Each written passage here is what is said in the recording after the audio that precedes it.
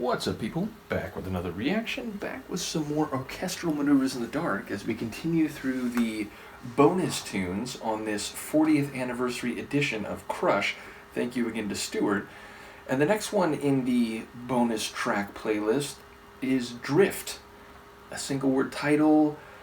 It's a word that can mean different things. Most fundamentally, it's about movement that is not so much voluntary as gradual and maybe even inevitable. It is not so much intentional and deliberate. So yeah, I don't know. It's, again, even if that reading of the word is accurate, it is a single word title. Luca's trying to pull down the phone that I'm recording on, so we're going to put her here. Yes. Malignant Rapscallion, and yes, there's no additional context for the words, so I'll just try to catch what I can. Let's hear it. This is Orchestral Maneuvers in the Dark.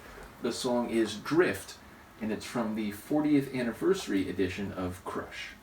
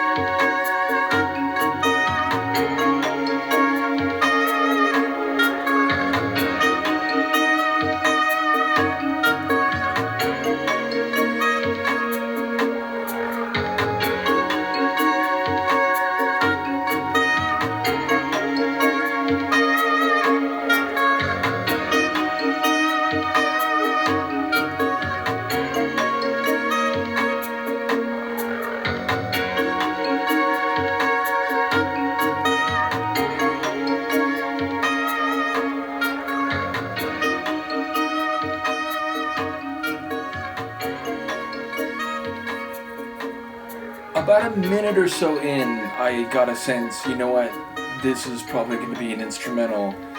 And what a quirky tune. I'm thinking about the title, and this will sound crazy, but as I was listening to this, and I think there was one sound in particular that was responsible for what I'm about to say, and that was that, like, electric sounding, like, creak.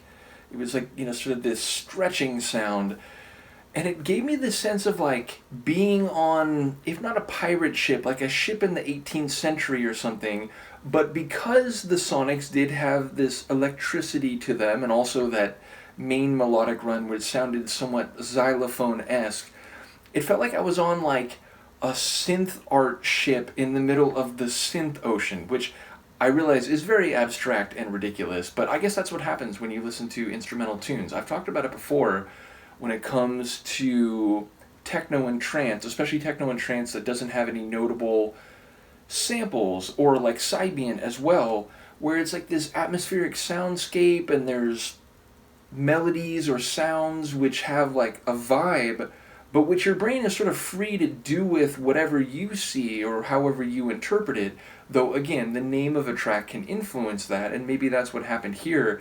So the idea of drift, I felt like we were on a wind, like a sail-powered boat in, again, like the 18th century, but with like a, synth electrical type of atmosphere. So yes, abstract, but I guess that is fitting when it comes to interpreting, if you will, an instrumental tune.